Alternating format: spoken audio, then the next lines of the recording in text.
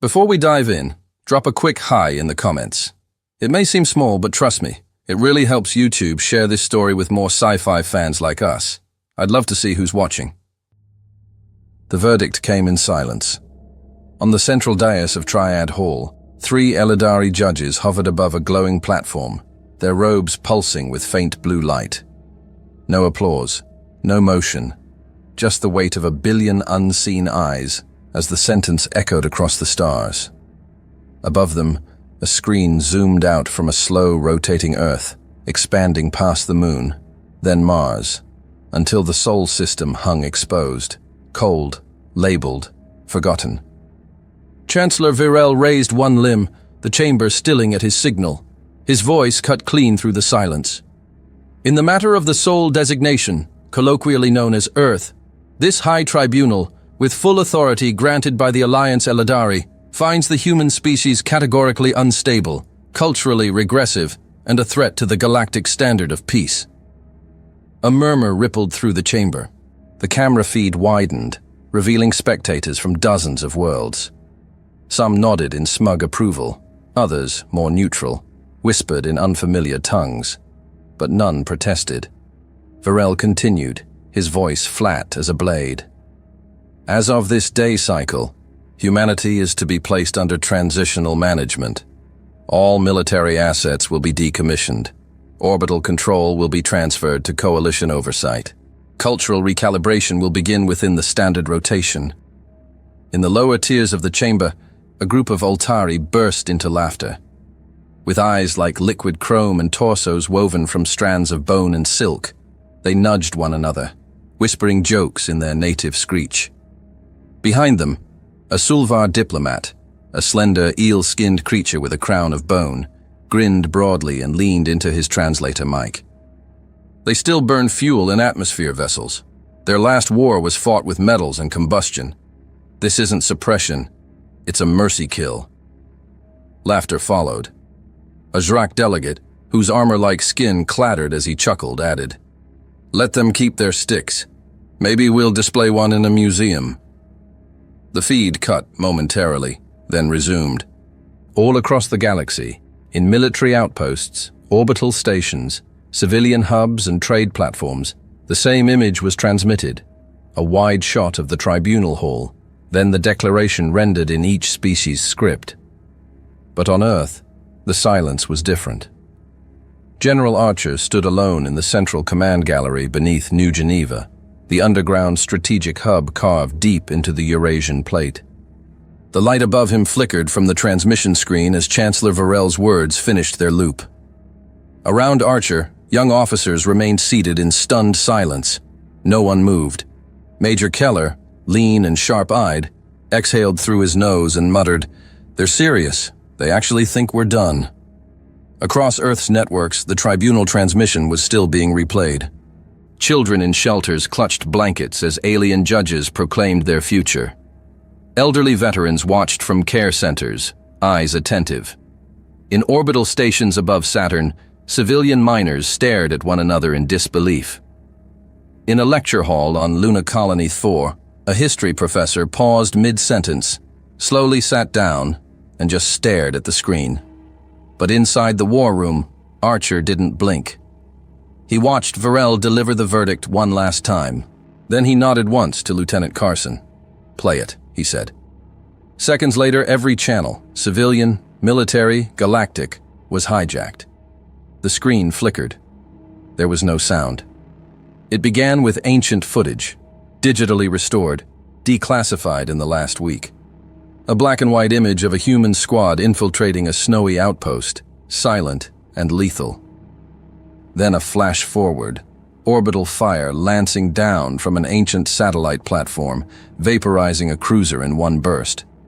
Then a low-altitude desert blitz, tracked vehicles kicking up dust as soldiers in adaptive armor sprinted beside drone swarms, breaching an enemy fortress in 30 seconds flat. Another cut. A camera drone flying over the ruins of the siege of Europa. Scorched ice, broken sky bridges, and a single soldier dragging his injured captain out of a collapsing corridor before the entire structure detonated behind him.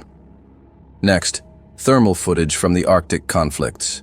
bodies moving through sub-zero storms, forming flanking formations, executing synchronized ambushes against armored walkers twice their size. Still no sound. Then came the shot. Archer. Standing in uniform, older, weathered, real, no filters. His medals were dull, his collar loose, the fabric worn from decades of command. He didn't posture. He stared into the lens with the cold precision of a man who had seen too much and forgotten nothing. Calm, measured. A ghost the galaxy thought buried, now staring back. "You should have checked our archives." The screen went black. 10 seconds passed. Then chaos. In the galactic opinion stream, a live feed of comments, votes, and reactions viewed by billions, the channel detonated into a storm of disbelief. "Is this a joke?" wrote a Kasari diplomat. "These are fabricated records. That war footage is centuries old," said an analyst from the Core Broadcast Guild. "Why is there a human on screen? Aren't they extinct?" For some species, it wasn't rhetorical. Entire generations had grown up believing humans were little more than exaggerated cautionary tales, myths used to justify military budgets or to warn against unchecked ambition. In academic archives across the mid-rim, Earth's coordinates were marked as culturally irrelevant. In some sectors, even the name Terra had been replaced by numeric tags, scrubbed from common language by centuries of political manipulation. They can't even breach warp, can they? But then silence took over again. The kind of silence that spreads not from confusion, but from creeping dread. Among the Varnari, a race of insectoid archivists famed for their emotionless logic, one representative simply ended their public feed without a word.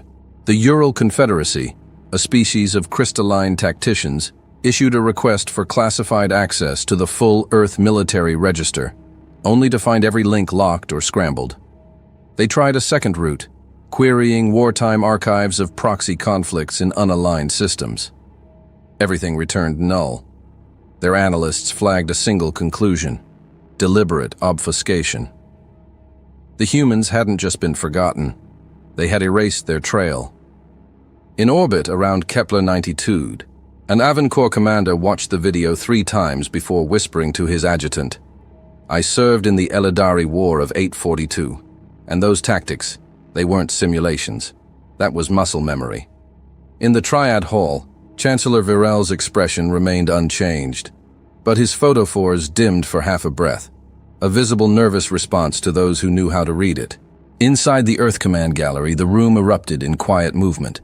Officers passed orders, relayed messages, no one shouting, no one laughing, just action, as if the verdict had been expected, as if the response had been rehearsed. In a lower-level shelter, a teacher turned to her class and said nothing, just raised one finger to her lips, asking for stillness.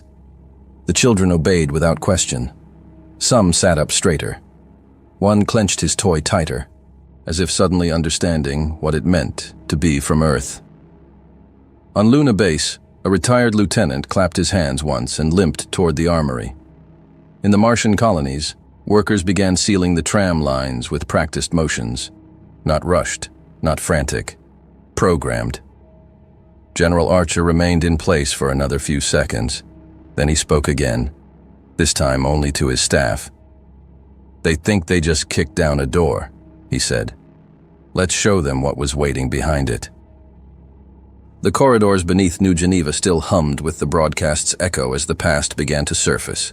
Quiet, steady, unavoidable.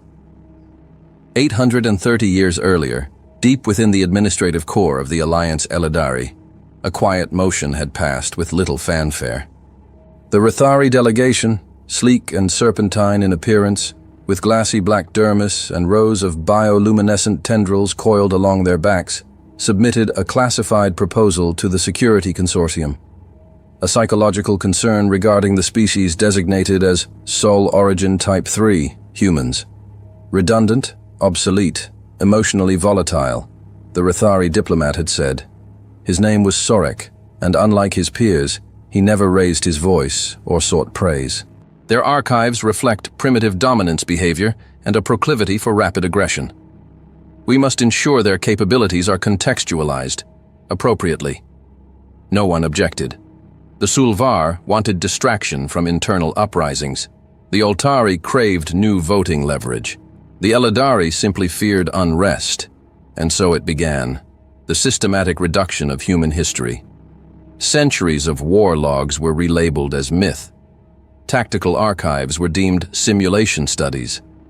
The deepest files were reclassified under restricted mythologies. Inquiry access required 10 layers of clearance, and none were ever granted. Entire military campaigns, from the orbital collapse over Phobos to the siege of Arcturus, were edited down to footnotes.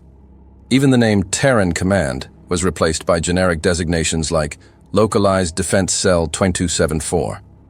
By the 3rd century, Earth's own allies referred to them in past tense. The erasure wasn't just permitted, it was encouraged. What couldn't be erased was buried. What couldn't be buried was mocked. The Rathari's next step was quiet, surgical. They recruited the Zenodlel, shapeshifters, nomads. Without a homeworld, the Zenodlel had survived for millennia by selling their services to the highest bidder. Their default form resembled something insectoid and amphibious: elongated skulls, 4 black reflective eyes, and translucent skin that shimmered faintly when at rest. But they rarely remained in their natural state for long. They were spies by culture, observers by biology. In the Sol assignment, 50 were deployed. Their mission was simple: blend, observe, report. Errol was one of them. He arrived on Earth during the Reconstruction era, assuming the role of a data analyst embedded in the East African Technical Union. Others filtered into academic councils, shipping unions, marriage registries, spaceport directories. They became musicians, welders, professors. One became a bartender in the Martian frontier city of Kaladesh for 36 years. None of them ever broke cover, until some of them did. The fracture began quietly. Errol had bonded with a human linguist named Daniel Croft, an Air Force veteran turned cultural ambassador. They argued constantly, laughed, spent holidays together. When Croft was diagnosed with degenerative neural decay, Errol sat by his bed for 5 days. Croft died clutching Errol's hand, whispering thanks to a man who never existed. Errol remained motionless, and something deep, ancient, unnameable, broke. Another Zenodlel named Shun, embedded as a propulsion engineer in Tycho Ridge, filed his 6th report late. Then he skipped it entirely. Yaris, posing as a technician aboard the Titan relay station, disabled her own transmitter and left the unit archived. She never explained why. During a private meeting in a subterranean safehouse in Jakarta, 5 Zenodlel gathered around a low table. None wore disguise. "You're getting too close," hissed Tiral, one of the purists. "We were not sent to empathize. We are observers." Errol's gaze did not shift. "No, you were sent to follow orders. I was sent to understand. And I did." Tiral's limbs flexed uneasily, posture defensive. "You're falling for them." "I'm recognizing them," Errol replied. "Something you refused to do." The room fell silent. What followed was a cascade of silent decisions. Not coordinated, not ordered, just chosen. 12 Zenodlel cut their feeds entirely. 5 married. 9 had children, who would later carry genetic blends that no one had ever documented. Some disappeared. Others, for the first time, walked openly into Terran military outposts and removed their disguises. At one such meeting deep in the Andes forward base, General Kaiser Brenner, a stocky, silver-bearded veteran of the last Orion incursion, stood face-to-face with Errol, now in his true form. The chamber fell quiet as the alien hesitated. Brenner didn't move. He simply extended his hand. "Either you're already one of us," he said, "or you haven't understood what it means to be human." Errol looked at the hand. No weapon, no data chip, just trust. Then he took it, and didn't let go. Days later, the first data transfer took place, a hybrid camouflage system built using biomimetic sequencing layered over quantum disruption fields. Not just invisibility, total refractive disappearance. It was a gift and a warning. Soon, Errol and 2 other Zenodlel stood before General Archer and his inner command. The briefing was short. "They'll come," said Errol, "but not alone. Rithari influence has grown in the Alliance. They'll rally others to strike with them." General Archer leaned back in his chair, eyes dark. "What will they believe about us?" Errol replied without blinking. "That you are fractured, unevolved, desperate." Archer gave a brief nod. "That'll work." The humans laid out their strategy. The Xenodlel would deliver their final report to the Alliance, but stripped of all post-Alliance cooperation without revealing the hybrid tech or the active battle doctrine humanity had refined over centuries. The false report was prepared. In the upper tiers of the Alliance command, the reaction was immediate. Rithari envoy Sorek seized on it, standing before the Grand Council and slamming his tendrils against the data scroll. "They are accelerating development in secret. This is a breach of treaty, a threat to interstellar equilibrium. I call for forceful resolution." The Sulvar seconded. The Oltari followed. Even the passive Hezari caste nodded in agreement, anxious to avoid being labeled weak. Within a week, authorization was granted. 3 fleets were summoned, each from a different quadrant. Each composed of species known not for their intelligence, but their aggression. The Vokar, whose exoskeletal dreadnoughts never negotiated. The Kol Sul, whose methane breathers fired on civilian frequencies without distinction. And the Skryari, a fanatical species that regarded human physiology as an affront to natural order. From the command balcony of Earth's Eastern Orbital Array, General Archer watched as transmission logs spiked. The war was coming. In the shadows beside him, Errol remained silent. "They think they're coming to crush us," Archer said, not turning his head. "But they're walking into the center of something they never learned to understand." Errol finally spoke, his voice low. "They think they're coming to destroy you." He looked up at the night sky, the black canvas between the stars. "They're not invading," he said. "They're arriving, right on time." The first fleet crossed Neptune's orbit at full combat spread, engines flaring like comets behind rows of exoskeletal dreadnoughts. The Vokar led the vanguard, towering vessels forged from organic alloys, bristling with articulated weapon limbs and flanked by clouds of smaller parasite craft. Their flagship, Katoran's Spear, moved with the momentum of a falling continent. Its commander, a grotesque mass of plated muscle named Rojatan, broadcasting a single word on open channel: "Submission." There was no response. The second fleet entered moments later from a separate vector, further in-system. Kol Sul swarm carriers pulsed with methane jets, their hulls segmented and scale-coated, each vessel designed for atmospheric breach and planetary shock drop. Skryari interdictors moved like daggers between them, sleek obsidian crafts with no visible propulsion and no visible crew, as if grown rather than built. Still no response. What the alien commanders expected was resistance, retaliation. What they found was nothing. No defensive satellites spun into firing position. No alert beacons flared from planetary rings. No fighters emerged from the asteroid belt. The system was open, broadcast frequencies idle, proximity sensors active, but unshielded. It was as if the humans had forgotten how to defend themselves. Rojatan chittered in disbelief. "We are not even challenged," he spat. "Their orbital grid is dark. We strike now. Burn their moons and cripple their homeworld before they stir." The order was given. The fleets advanced. They passed Mars, and then the system blinked, just once. A flicker across long-range telemetry, a fractional delay in magnetic echo fields. Most captains dismissed it. Those who didn't were already dead. The first Vokar cruiser disintegrated without warning, one moment intact, the next a collapsing blossom of pressure and ion fire. The detonation tore 2 interceptors in half and shredded a command frigate's forward array. Seconds later, 4 more vanished in tandem.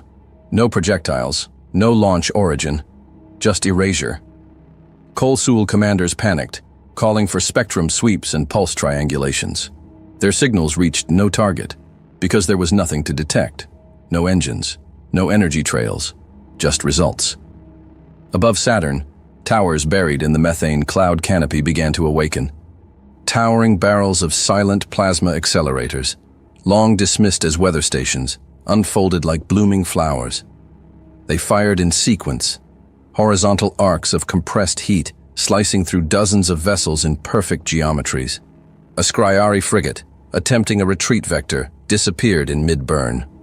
No debris. On board Katoran's spear, Rojetan bellowed for a full combat retreat, his command voice scrambling over multiple bands. "They're cloaked!" he shrieked.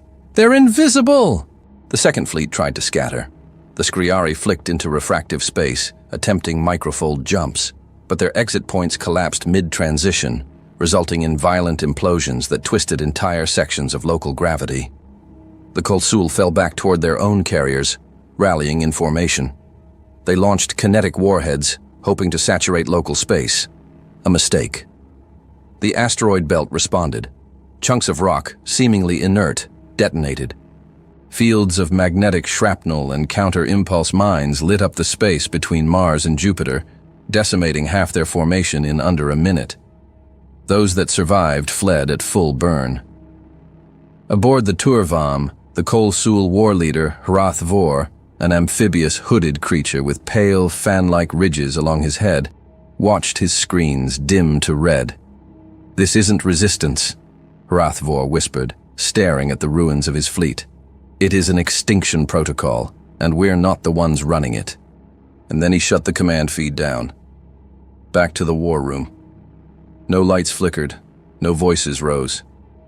General Archer stood with arms crossed, his expression unreadable, watching the engagement reports stream across the sidewall in scrolling silent text. The air smelled of ozone and stale coffee. Behind him, Lieutenant Sa used a stylus to cross-check timestamps against movement windows. "They're retreating," Sa said, voice neutral. "They were never advancing," Archer replied. No one asked for confirmation. The trap had been sprung hours ago. Colonel Trent, a wiry man with sunken eyes and a permanent frown, stepped forward. "We're picking up isolated survivors from both fleets, scattered vectors converging to grid point Theta 5. They're limping back to the third," Archer said. "Let them." He didn't smile. He simply turned back to the wall. Back in deep space, the remnants of the first and second fleets staggered toward rendezvous coordinates, 17 ships in total, out of nearly 300. The rest were vapor, wreckage, or still spinning silently in gravity traps. Communications dead, navigation frozen. Some captains had already triggered self-destruct rather than be scavenged. The survivors reached Theta 5, a cold stretch of empty black near the Kuiper edge. There, they were met by the third fleet.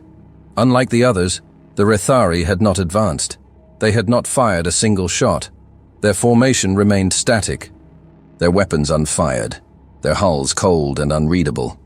Dozens of ships, sinuous and dark, shaped like coiled predators, drifted in a calm, stable spread. Sorek stood on the command dais of the Enshorva, his eyes half-lidded, tendrils twitching gently in thought. He observed the approaching survivors, monitored their transmissions, and heard the fear in every clipped report. Precision. No source. Satellites disguised as debris. Invisible systems. Remote detonation. Entire fleet vanished in silence. He said nothing.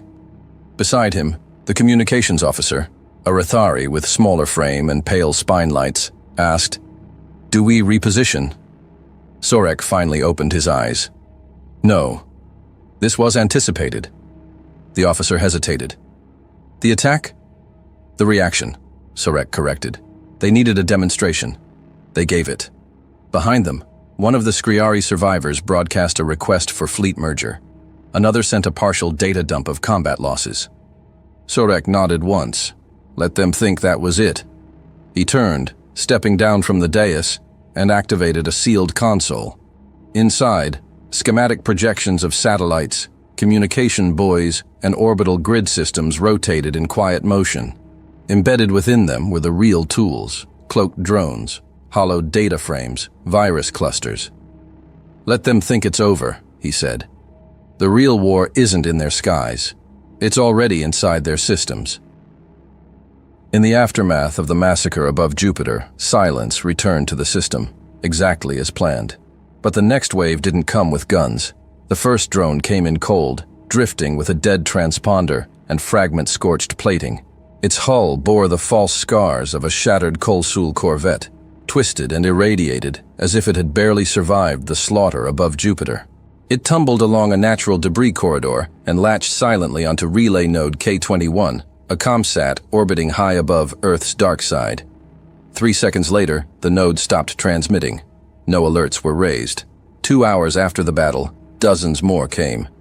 They slipped into decaying orbits or hovered in planetary shadows, mimicking wreckage trajectories down to the millisecond. Their cores carried Rathari infiltration logic, encoded viruses, pulse disruptors, layered redundancies, and each of them operated on one principle: remain unnoticed until embedded. When they activated, it was never loud. One decommissioned mining drone near Titan's outer ring blinked red, transmitted a falsified software update to the civilian nav array, and then self-immolated, scattering fragments with embedded relay loops that hijacked the nearest defense buoy. Orbital lanes began to shift, slowly at first, then unpredictably. Then the lanes vanished, back to the war room. Lost contact with Sector 6, Lieutenant Sa reported, her tone tighter than usual, confirming loss of tether pings from outpost arrays on the Martian side. General Archer didn't move. His eyes were locked on the central display wall, rows of encrypted feeds, now blipping irregularly, some flickering out mid-cycle. Colonel Trent spoke up, his voice dry. We're seeing partial collapses across relay bands. Stations are still active, but they're not responding to query. We've had to switch to fallback triangulation. Major Edros, a logistics officer from Europa Command, stepped forward. Sir, with the main uplinks down, we're blind across 3 sectors. Long-range comms can't penetrate the fallback encryption cycles fast enough. Tactical relays are fragmenting. A tremor of silence rippled through the room. Then came the first hard report. Leonov station's gone dark. Archer turned his head. Repeat that. Leonov, we lost telemetry and heat signature, 5 seconds apart. On screen, the schematic of Mars updated in real time. A red X pulsed where Leonov had orbited for over 600 years. Once the pride of Earth's first true orbital command, the Leonov had survived the Kuiper mutiny, the Venus blockades, and the solar partition riots. Now it was gone, without even a scream. The system didn't even mourn it. Just one more light blinked out. A second later, the feed caught up. A frame-by-frame replay showed the station's power grid flickering. Then, with no warning, a pulse of internal heat, spiking high and fast. Hull separation occurred 3 milliseconds later. No incoming fire, no weapon trace, just failure. Lieutenant Sa looked up. No escape pods launched. Trent's voice dropped. How many on board? Edros swallowed. 112. Mostly administrative. 9 active duty officers. Nobody spoke. In the silence, the pressure changed. Archer stepped forward. His voice was calm. Lock down remaining command nodes. Isolate internal navigation systems. I want deadline relays re-enabled and confirmed. Anything not hardwired is now compromised. Sa responded immediately, inputting commands in rapid sequence. Trent looked to Archer. What if this is just the beginning? Archer didn't answer. He pointed to the tactical grid. Map every relay collapse, draw patterns, find the source. A technician called out from the rear bank. Sir, ship-to-ship lanes between Neptune and Saturn are no longer syncing with grid alignments. Units in those lanes are reporting manual corrections. Meaning, Trent asked, meaning navigation is failing. Back in orbit, the 4th casualty occurred. The Nereus Dawn, a hospital ship returning from the Saturn front, drifted 5 degrees off its corridor alignment and crossed into a low-velocity collision arc with a civilian fuel freighter. The alert system fired too late. Both ships exploded in a silent chain of flashes across the void, scattering flaming debris into the dark. Within minutes, 2 more mid-range destroyers vanished. One crushed by miscalculated gravitational slingshot, Another directed into a dead zone echo pocket where signals collapsed entirely. Sector 7 lost visibility entirely. Back to the war room. Colonel Trent snapped to attention. We've lost comms with Hammerfall unit in lunar orbit. Static across all bands. Major Edras stepped forward, pulling data onto a secondary screen. Secondary defense grids locking us out. Multiple nodes reporting phantom override commands. We're trying to reassert control, but the firmware's shifting faster than we can patch it. Lieutenant Sa paused her sequence.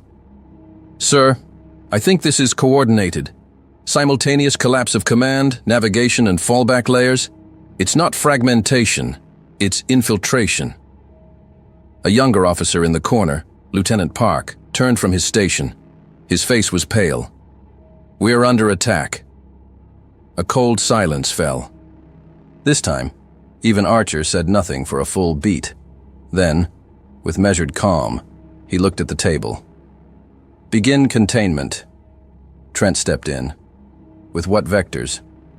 Archer didn't flinch. Local command, visual confirmations only. No remote interface, no uplinks. We operate blind if we have to. Sa looked up. Sir, we don't even know where it's coming from. I don't need to know where, Archer said. I need to know what we still have. Around him, the war room moved into action, slowly, as if under pressure, but steady. The map was redder now, and quieter. Outside the atmosphere, in the shadow of Mars, the last video feed from a defense drone caught a single image before vanishing. A cloud of debris shaped like a cruiser hull, opening like a flower, expelling thousands of micro-units into the orbital layer of Leonov's grave. It transmitted no signature. It didn't need to. Archer stared at the darkening board, his voice low. Pull Black Echo protocols from archive. I want all surviving battle groups put on local authority, no dependencies. Assume all top-level systems are compromised. Sir? Edros asked carefully. Is this the fallback scenario? Archer didn't look away from the screen. We're there. In a far corner, someone whispered, It's happening again. No one answered. But in that moment, every man in the room remembered stories passed down from earlier wars. The ones not recorded in public archives. The ones told by men who woke up screaming at night and never spoke of why. The line was cracking. Humanity was at war again. But not in glory, and not with pride. This time they were alone, and the dark was no longer empty. While command descended into blind containment and system-wide blackout, far from the war room, on the broken corridors of Phobos, a flicker of resistance stirred. The pressure doors slammed shut behind them as the corridor lights dimmed to emergency red. Lieutenant Mauro Vasquez ducked beneath a crackling conduit, rifle slung tight across his chest. Phobos Station Delta 3 was in freefall, power cycling sporadically, gravity shifting in sick lurches. Around him, 4 others from Echo Cell held formation. 2 Marines, 1 systems engineer, and the 4th, a silent figure with a long cloak, hunched from a plasma burn across the shoulder. Errol. The Xenodlel agent stumbled, his skin flickering through stress colors, translucent green to fractured bronze. Vasquez caught his arm.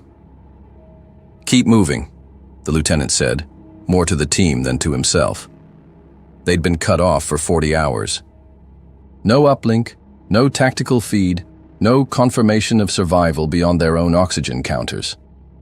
But the analog relay buried under Phobos's regolith, an ancient magnetic repeater from the early lunar colonization era, had pinged twice.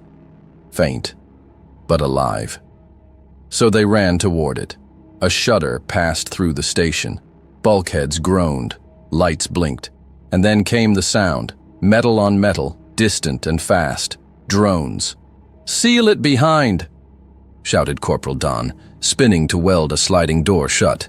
Before the torch finished, the first drone breached. It dropped from a maintenance hatch above, shaped like a skeletal arachnid, armored in carbon-stripped plating, 6 limbs flexing in a twitch response arc. It locked onto the heat signature and lunged. Vasquez pulled his sidearm and fired twice. The first round bounced off. The second hit the sensor cluster. Errol was already moving despite the burn, shifting his limb shape mid-stride, driving a spike of hardened chitin straight into the drone's core. It convulsed and died. Don closed the seal. The passage fell silent again. They reached the relay chamber 12 minutes later. It was dark, cold. The chamber had been mothballed for 2 centuries. Dust floated in weightless clumps. At the center, a manual coil. 3 copper rings linked to a magnetic pulse engine that hadn't been activated since pre-unification. Engineer Rajit Patel dropped to his knees beside the console. "We've got residual field in the main coil. If I can route from the thermal layer and trigger a pulse, we can send a short-range analog signal, encrypted, analog bandwidth. No risk of digital interception." Vasquez nodded. "Do it." Errol sat beside a wall and exhaled slowly, skin flickering to a dull gray blue. "Even if it works," he said, "they may not recognize it." "They will," Vasquez replied. "It's old enough." Patel rerouted power. Sparks flew. He slammed a switch with his elbow and twisted the capacitor lock into place. The pulse fired. 100 meters above, embedded in a crumbling external array, a forgotten antenna lit green for the first time in generations. The signal jumped. Not far, but far enough. Back in orbit, a Rathari drone circling above Phobos received conflicting navigational commands. It paused mid-flight, recalibrated, and exploded. Its override core having been fed, a reversed polarity burst from within the station. Below, Errol lifted his head. "They're listening." A second later, every drone within 2 kilometers began to shift erratically. Some spiraled, some dove into the rock, some simply shut down. "Sabotage successful," Patel muttered. "We're clear for 7 minutes." "Good," said Vasquez. "Let's finish this." They moved through the shattered maintenance shaft leading to Control Ring C. Half the ring was depressurized, the other half under drone lockdown. They worked in silence, pushing through flickering hallways and melted consoles. 3 drones met them in the corridor, faster, newer, sleeker. They hit hard. Patel took a glancing blow to the leg, went down. Errol moved forward, intercepting one mid-charge. The drone lashed out, slicing open Errol's side. Vasquez turned at the sound of impact and saw the Xenodlel collapse, one arm crushed beneath him, half his face shimmering with static from the trauma response. He didn't hesitate. "Cover!" Vasquez yelled, diving into the kill zone. He dragged Errol behind a pillar, ignoring the burn across his arm where shrapnel had caught him. "You're hurt," Errol rasped. "You protected us for centuries in secret," Vasquez answered, reloading. "Now it's our turn." "You're risking your life," the alien said. "You already did," Vasquez replied. "I'm just returning the favor." The remaining drones closed in, but from the side corridor came twin flashes of blue. Don and Patel re-engaged with improvised arc flares, shorting the last 2 drones mid-leap. The hallway went still. Patel limped forward. Ring C's control cluster is 50 meters ahead. They reached it. Manual override took 17 seconds. Errol, barely upright, keyed in a command string from memory, one he'd learned a decade ago but never thought he'd use. The sabotage loop reversed. In orbit, 5 more drones detonated. Across the system, something changed. Deep under the Sea of Tranquility, an obsolete lunar relay came online. Its analog pulse echoed across buried cable lines. Relays, long thought inactive. A magnetic field array responded near the Venusian outer ring, then another from Europa's crust. The signal propagated, and it wasn't just Phobos anymore. On an atmospheric rig above Saturn, a civilian operator named Chen Liang stood from his console, eyes wide. A man beside him, a short, balding mechanic with unusually slow breath, tapped the console twice. Liang looked at him. The man's form shimmered, eyes darkened, skin shifted. "I'm activating," the Xenodlel said softly. "Protect your reactors." Then he was gone. In 6 other sites across the system, mines, labs, transport hubs, humans turned to longtime co-workers and saw them change. Not as enemies, as allies. Each action restored a heartbeat, not a counterattack, a pulse of order. In each case, no alarm sounded, No one screamed. Precision, timing, loyalty. And at each control console after the work was done, they left behind the same thing.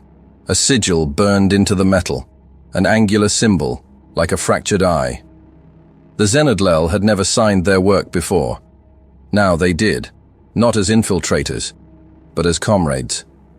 The tactical board flickered once, then pulsed. Red zones shifted. Some yellowed. One blinked green. Colonel Trent stepped forward. We just re-established contact with Lunar Relay Net.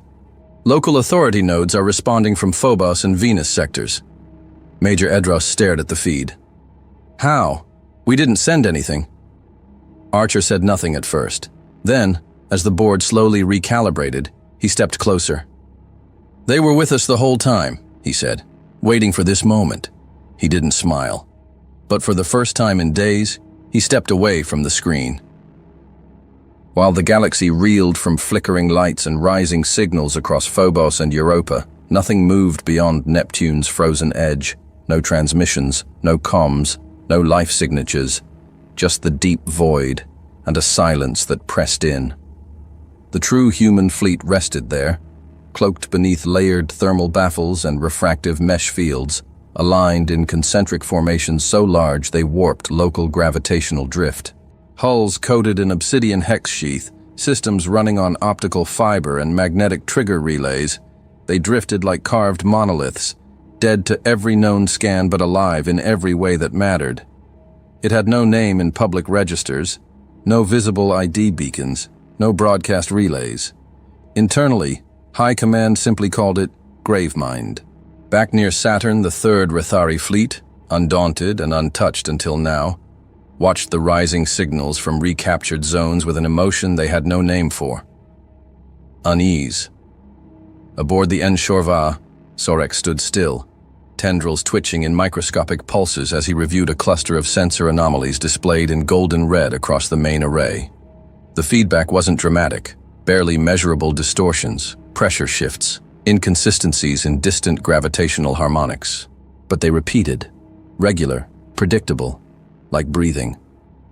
Commander Ulath Ven, a senior Kol Sul tactician embedded with the fleet, shifted nervously in his ambient tank. His translucent body, gilled and wide-framed, pulsed with stress light down his flanks.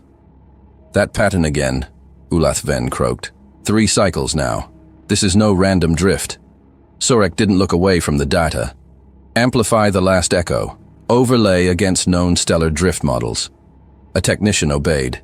On screen, the patterns realigned, no longer random. They were spaced, rhythmic. Another Rathari, younger, sharper, leaned closer to the console. That's a staging grid. Sorek finally spoke, or a fleet hiding in one. Silence followed. Ulath Ven shifted again. We've seen their ghost ships, automated units. But if they are puppets, then someone's still holding the strings, Sorek finished. He turned toward his operations chief. Launch probes. Full sweep of the outer system. Search beyond Neptune. Deep vector arcs. The order went out. 8 long-range probes deployed from the fleet, streaking across space on silent rails. None came back. 3 vanished mid-jump. 2 transmitted static, then ceased. 1 returned a single distorted frame. A shadow, far too large to be a ship, blocking starlight across 1/3 of the image. Then silence. The Rathari command center darkened as the ambient lights dimmed in silent acknowledgement of loss. No alarms. Just raw data. Send another wave, Sorek ordered, but his voice had grown quieter. Ulath Ven didn't speak. His eyes remained locked on the display. The technician to his left whispered, "What are we missing?" Then came the shift. It started with gravity. Sensors pinged anomalies on the far edge of their surveillance net. Not heat, not EM, just gravitational distortion, waves, layers, interference patterns too symmetrical to be natural. "Ship mass," muttered the Rathari physicist on duty, Zoran Telk, blinking his crest lights in confusion. "Or planetary. No, too localized. It's rising." "Nothing's on scope," said the young comms tech. "Exactly," Zoran Telk whispered. That's the problem. Then one of the ships moved.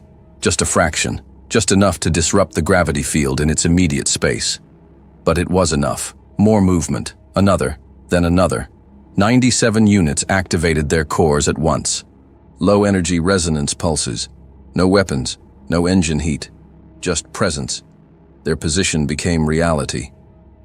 The gravitational web blinked, then stabilized, now undeniably warped by thousands of massive objects, invisible to every eye. The prey hadn't noticed, but the trap had already closed. Aboard the HFY, Sorek stood frozen. "Are those human?" Ulathven asked. Sorek didn't answer. The technician stared at the recalibrated projection and said, "There's no life signs." A beat passed. Ulathven's eyes narrowed. "The ones we fought, those weren't manned either. No signals," the technician said. "No AI signature, no neural flux, just mass, structure." Zurin Telk inhaled sharply, voice barely audible. "It's not a fleet," he said. Everyone turned to look. "It's a construct," he continued, eyes wide. "One structure, broken into form, like armor, a skin of ships." Sorek stepped forward, voice colder than before. "Prepare to withdraw, now." The navigation officer entered coordinates. Engines lit, warp vectors locked. And then, nothing. The field didn't respond. No fold, no surge. The stars remained still. The universe didn't let them leave. The jump cores blinked amber and went inert. "Gravlock," the navigator said, stunned. "We're caught." "How?" Ulathven snapped. "No anchors, no gravitational sources." "They're making it," Zurin Telk whispered. "The field, it's artificial." Panic began to seep through the silence. No one shouted, no one ran. But you could feel it, under the skin, behind the eyes, as every officer's breath drew shallower. Then, on the edge of the field, more lights. Not bright, not fast. Just slow pulses as ships revealed themselves, one by one. Enormous, pitch-black silhouettes shifting from invisibility to shape, forming the outer wall of a sphere. Each vessel larger than anything ever recorded. They didn't look built. They looked unearthed, slow, intentional, like tectonic plates turning, not designed for speed, designed for permanence. On the HFY, Sorek stared at the central projection. The crew waited for his word, but he didn't speak. On one of the rear decks, a junior sensor officer whispered to himself, staring at the distortion map. "That's not a reading error," he said. He leaned forward, skin pale. "It's a shadow, and it's alive." Back to the war room. No celebration, no applause. Just one line of data blinking across the screen. All units confirmed. Synchronization complete. Lieutenant Sa turned to Archer. "Sir, fleet integrity at 100%. They've never seen us." Colonel Trent leaned in. "We're inside their gravity well. Total vector advantage. Time to target on every node. 0. Archer said nothing for a second. Then, "Status?" Sa's hands moved swiftly. "All nodes green. Cloak holding, reactors primed, firing solutions distributed." Edros stepped forward, his face tense but steady. "They don't know what they're looking at, sir." Archer paused, silent. "Good," he said. The comm light pulsed. He raised a hand but didn't touch it. Around him, the board glowed. Outside, the Leviathan stirred, one order away from turning the dark into fire. The map didn't blink. It watched. The command light turned green. Inside the core bridge of the UNS Leviathan, flagship of the human warfleet hidden beyond Neptune, the war room came alive. The circular command deck, buried beneath 2 meters of hardened plating and magnetic shielding, was silent as the stars outside began to move. General Archer didn't need to give the order aloud. He simply lowered his hand. 10,000 warships answered. From the void, the human fleet unfolded, like a memory too large to stay buried. Not all at once, but in waves, Formations unfolded like blades drawn from invisible sheaths, decloaking in synchronized patterns across every axis of the grid. Black hulls shimmered into view, edges lined with magneto-reactive armor and stealth-absorbent tessellation. Turret banks slid into locked positions, reactors powered to full, hull plates braced. Each ship showed no insignia, no flourish, just cold readiness. The Rithari saw them too late. Aboard the HFY, panic finally broke containment. "New contacts!" screamed the comms officer. "Multiple vectors, mass signatures exceeding protocol class." "How many?" Sorek snapped, tendrils rigid and curled beneath his robes. The technician stammered. "Thousands. Sir, to 10,000 vessels. They're surrounding us."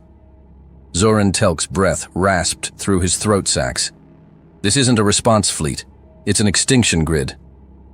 Across the bridge, command voices rose, layered and desperate.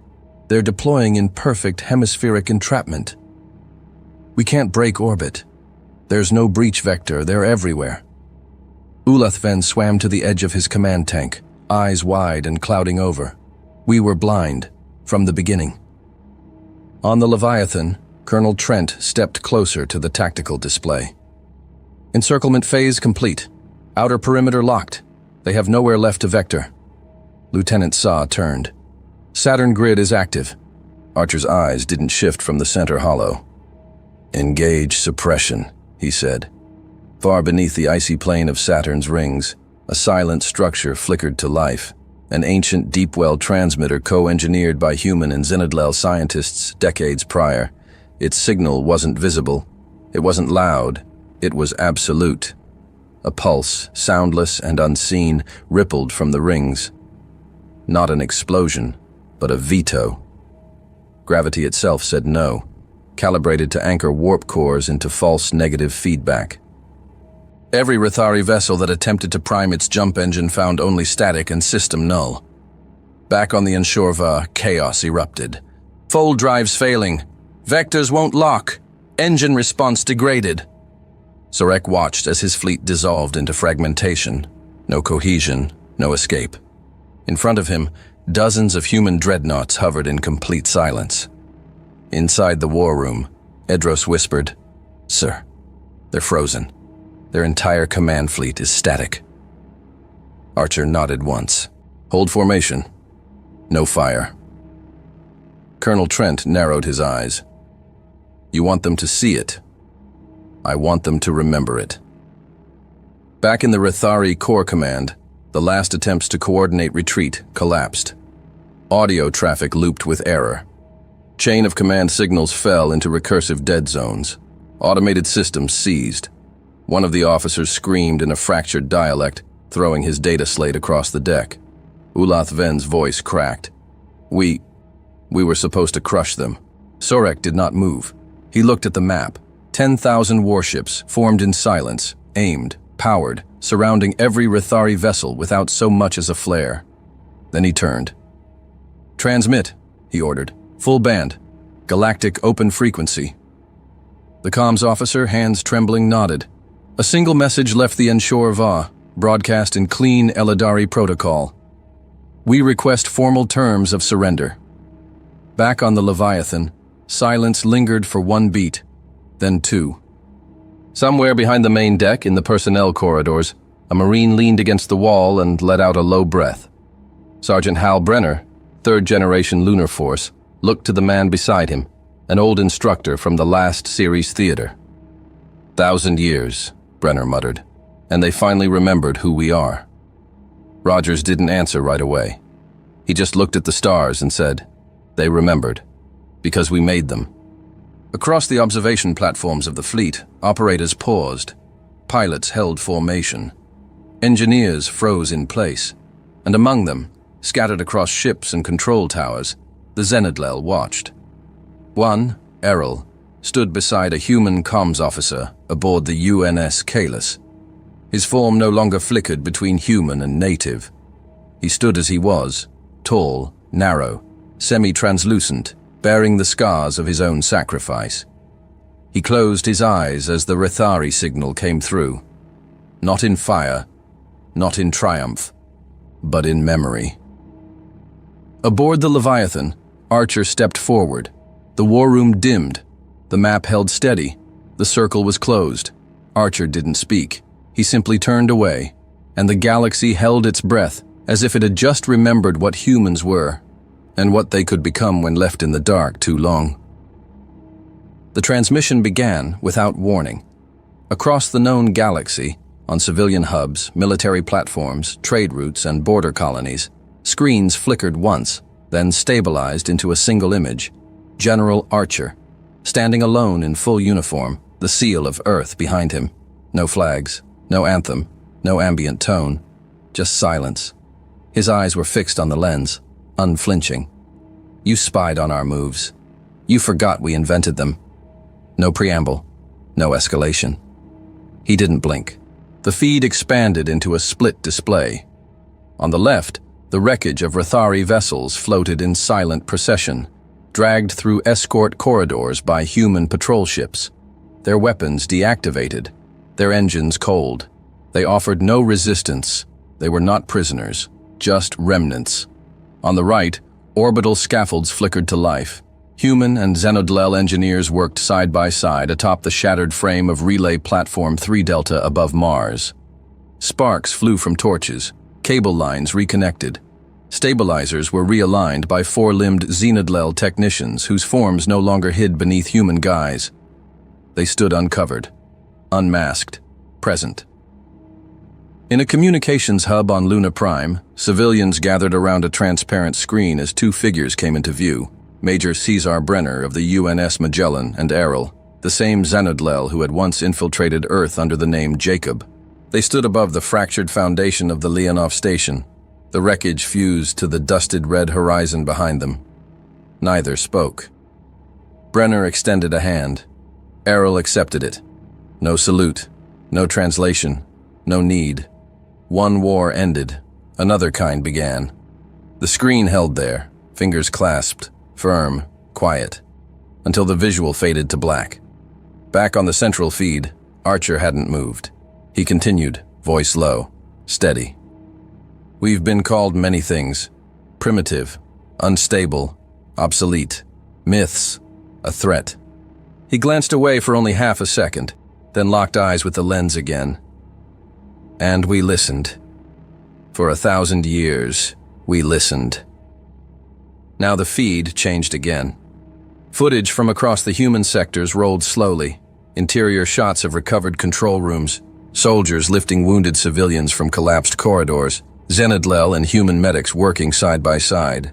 One scene showed a group of children being led through the remains of a bunker in the Pacific Ridge, flanked by a tall, armored human officer and a Xenodlel whose eyes shimmered gold under the emergency lights. The children weren't afraid.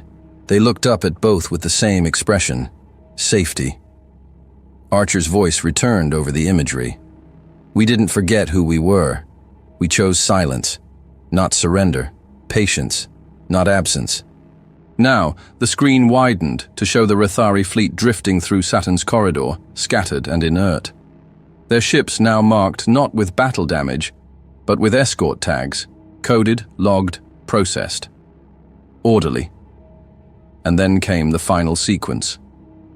A camera drone, operated from within the Leviathan, hovered along the length of the human fleet, slowly passing beneath dozens, then hundreds, then thousands of hulls. Each ship held position without drift. No formation broke, no pilot turned. This wasn't for display. This was a declaration. The drone passed through the outer perimeter and into the central formation until it reached the war room itself. Archer stepped forward one final time. This is your history lesson, he said. Next time, don't rewrite it. Read it better. The final cut came without transition. Archer's image vanished. In its place, a message in clean galactic standard burned into every screen. If you want something done, do it yourself. The feed ended. Silence reclaimed the stars. Not the silence of absence, the silence of recalibration. On Varnari Prime, the insectoid archivists filed a new entry under first-class historical events. On Solaris 8, the Sulvar delegates cancelled their next summit and ordered a full review of diplomatic assumptions regarding Earth. On Altari 3, the bone-skinned dignitaries issued a rare broadcast. We misjudged. Correction noted. Even on the distant world of Valansar, where the Skriari held no respect for organic tactics, one elder caste member simply stared at the static feed and said, "They built that in the dark." Back on Earth, beneath the reinforced sky of New Geneva, two children, one human, one not, ran across a restored training field near the old Citadel ruins. The Zenadlel child stumbled, laughed, and got up again. No one stopped them, and no one watched them with suspicion. At the edge of that field, an old technician knelt near an open panel. On the inside, next to the old Earth Defense logo, was a new symbol, etched into the alloy by hand. A fractured eye, a Zenadlel mark, but no longer alone, and no longer hidden. It was once a symbol of surveillance, now a signature. Hey there, space human. I'm really curious about your thoughts on this video. Drop a quick comment and let me know what's on your mind. Or just say hi if you prefer. Either way, I'd love to hear from you. Oh, and one last thing. Every great soldier knows that to survive and become a hero, taking care of yourself is key. So before you go, check the pinned comment. Trust me, it's important. And I've chosen another video for you to watch. Just click the card here, or here if you want the whole playlist. See you there.